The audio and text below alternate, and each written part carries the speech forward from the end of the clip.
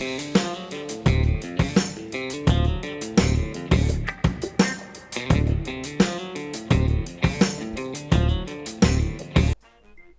back to KP's Kingdom, cooking with KP, and today I'm going to show you something a little bit different, a hell of a lot of fun. I'm going to show you how to make my bangers and mash sausage rolls. It doesn't get more Aussie than this. Alright, let's get on with it.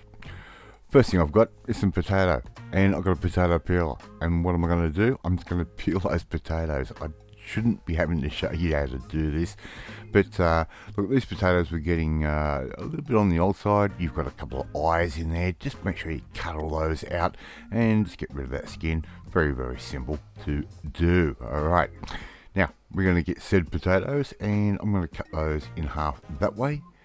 Alright, and the starch in that makes those potatoes actually stick to the knife a little bit, and I'm just going to cut those into quarters just like that. Right, pretty simple to do right there. And I'm just using a collar band potato. I just buy that from my local supermarket. If you want to go to the market and buy something exotic, go for it. This just works perfectly. A good hunk of salt into a saucepan with your potatoes, and I'm just going to cover those with cold water just like that, and we're just going to turn that hot plate on and let it come to the boil. Now we normally would boil those for around about 20 minutes, but there is a really good way to check, and that is get the dullest knife that you have in your cutlery drawer and just check and see if that blunt knife will go through. I'm using a knife that my grandparents gave me when I was 7 years old, so it is blunt. Alright, when they go through, going to drain those off, put those straight into your saucepan again, and I'm going to keep that on the heat and try and dry out a little bit of any excess moisture. Alright, very, very simple. Maybe give them a little bit of a turnaround, make sure we get rid of as much moisture as we possibly can, just like that. And I'm going to go through and do this a little bit differently. Like a little bit of butter into a bowl, and I'm not going to do a normal mash. I'm going to use my potato ricer. Now these things used to be stupidly expensive.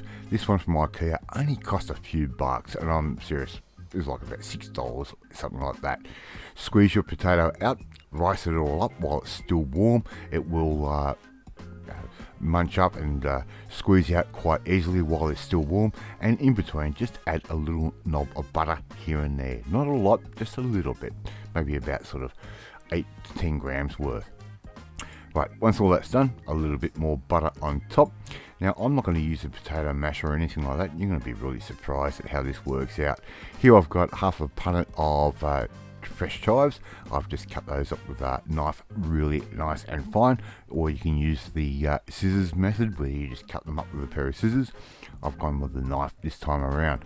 Now all I'm using is a teaspoon, and I'm just going to mix all of that together, and you watch how easily all of this potato becomes a really nice stodgy mashed potato. Okay, and if it's not the sort of thing you would serve with a roast meal or anything like that. We're doing something a little bit differently here. Alright, we've got our potato all done. I've let that come right down and really cool down back to a room temperature. In the meantime, I'm just going to cut up a little bit of store-bought puff pastry. I'm just going to cut that in half this way. Right, just like that. And I'm going to give that a 90-degree turn, and I'm just going to cut that again all the way through. Right, really simple. So we've just cut that into quarters. Now a little bit of our mashed potato mix that we've just made, I'm going to put that in the center just like that, and we want to try and get that nice and even, and we want to make sure we have enough room on the side of the pastry that we can fold all of this up. Now I'm going to put down a little pork chipolata. I've just bought from my supermarket, a little bit more mashed potato on top. It's a little bit fiddly, but it is worth it, because when you serve these up, they just look amazing and they taste great. So a little bit more mashed potato on top, just like that. As I said, it is a little bit fiddly, but what we're now going to do is we're going to grab our pastry, and Make sure we don't get that blue paper involved, because as I've said before, I've tried cooking with that blue paper or blue plastic before, and it does not taste very good at all. And all we're going to simply do now is, we're not going to make a traditional sausage roll. We're basically going to make like a big dumpling slash pasty out of this. So make sure we keep our mashed potato under control as we do. Now this is the first one I've made, so the first one always gets messed up. So a little bit of patience. We're going to get that pastry all together. Give that a little bit of a crimp up, just like I'm doing there. I'm actually doing a little bit of a pleat on top. That will actually look really nice and give us a really good seal. Now in the meantime, my oven is already sitting at 180 degrees Celsius, and that's the magic number for most cooking. Alright, people say go 200, 220, whatever. No, 180 is absolutely fine. Make sure you seal the ends. Give those a little bit of a fold over, so nothing will escape. And as you can see, this is looking like one giant pot sticker dumpling. It doesn't matter, it works. Alright, so fold those up, and I'm going to set those aside while I continue to make the rest of my bangers and mash sausage rolls.